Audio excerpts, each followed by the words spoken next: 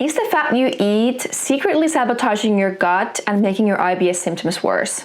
Fat is the most calorie-rich nutrient, which is why it was demonized decades ago. But the truth is that fat is a vital nutrient. We all need to eat it every single day. But what we have to do is to be smart about it and eat it right. This is the fat episode in my 3-part macronutrient series. So let's dive in. Fat is made up of a glycerol and 3 fatty acids stuck to it. There are 2 kinds, saturated and unsaturated fat. Fat has more than twice the calories as carbs and protein, which makes it a really great way for us to store energy in the body. Fat is also used to protect the internal organs. Every nerve cell is insulated by fat.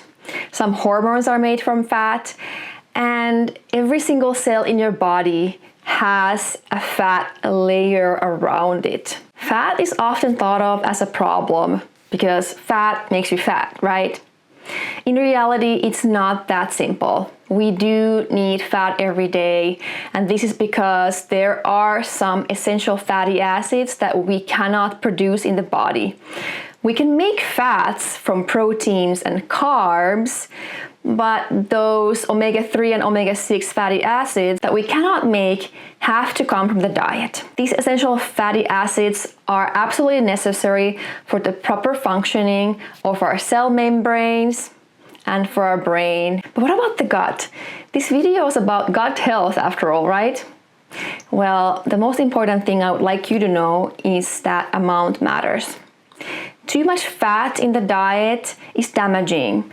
It can be inflammatory, it can damage the gut lining, and it can also change the microbiota in negative ways. These negative effects can happen in days. So if you're switching to a high-fat diet, a couple of days is fine, but even within a week, you can start seeing these changes in the gut. When it comes to types of fat, saturated fat looks to be more damaging to the gut than unsaturated fat.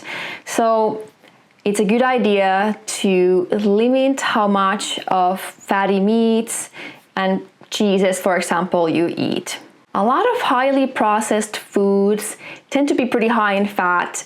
So while they're really convenient and usually very tasty, I would limit these. Also, of course, deep frying foods makes them very fatty.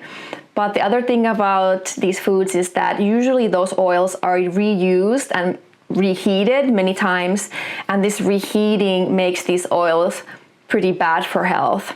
They are connected with heart disease, osteoporosis. They can also cause kidney and liver inflammation. So I would say avoid deep fried foods, have them only occasionally. Okay, now I've talked about high-fat foods that you should probably avoid, but what do I recommend?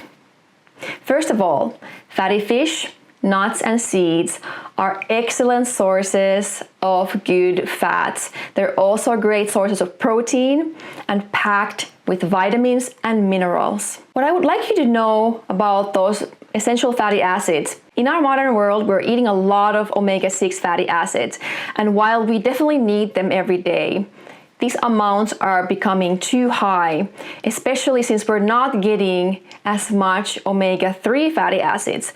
So the ratio is getting out of hand. We're getting way too many omega-6 fatty acids. Omega-6 fatty acids can be inflammatory in the body.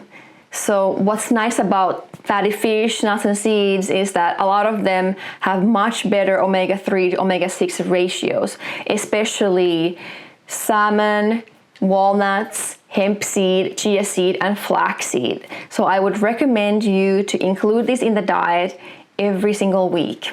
Canola oil is also pretty rich in omega-3 fatty acids, but the way in which these kinds of oils are processed is a little bit questionable.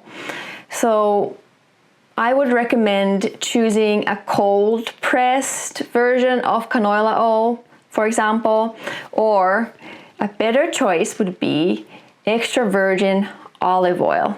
This is because extra virgin olive oil is rich in antioxidants, It can reduce the amount of pathogenic, meaning illness-causing bacteria, and also increase beneficial bacteria in the gut.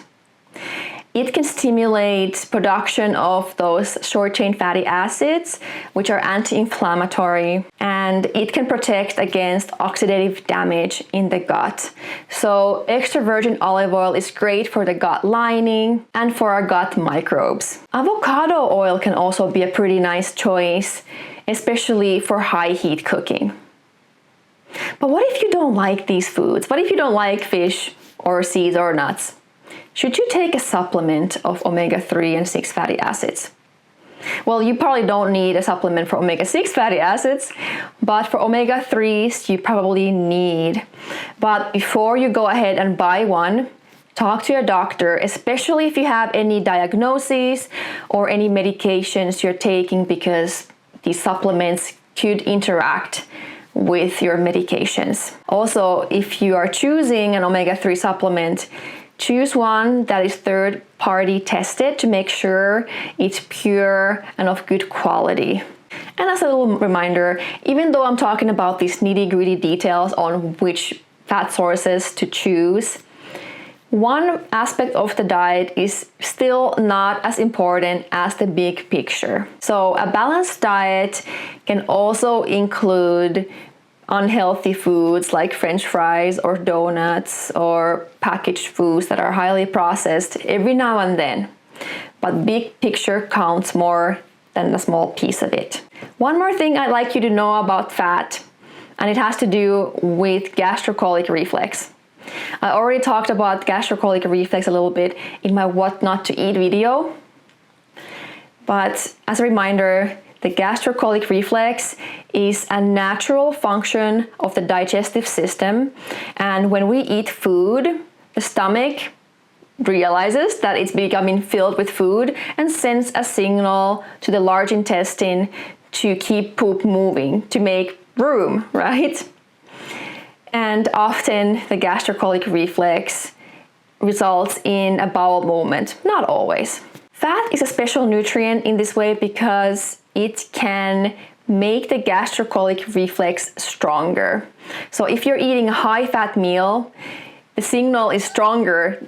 Okay, you really now have to move that poop out, and this can be sometimes quite uncomfortable and can even make you have to go to the bathroom before even finishing your meal. If you're having to go to the bathroom within an hour after eating, it's probably because of your gastrocolic reflex. It's not dangerous, but it can be uncomfortable, even painful sometimes, and even embarrassing if you're out in a restaurant, which wouldn't be that rare because restaurant foods tend to be pretty high in fat to make the food taste really good.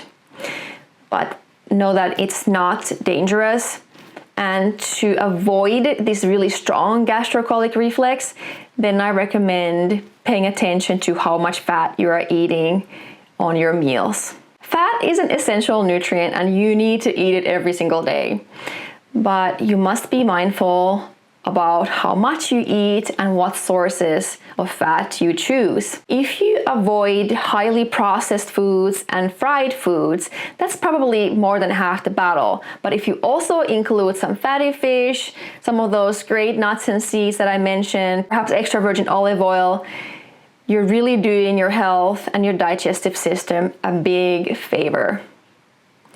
If you'd like to be sure that you're getting the right amount of fat, I can check that for you. And while I'm at it, I'll also see that you get the right amount of carbs, proteins, vitamins, and minerals too. Give me a free call to get the process started. The link is in the description. If you're curious about proteins and how they affect IBS, go here and I'll see you there.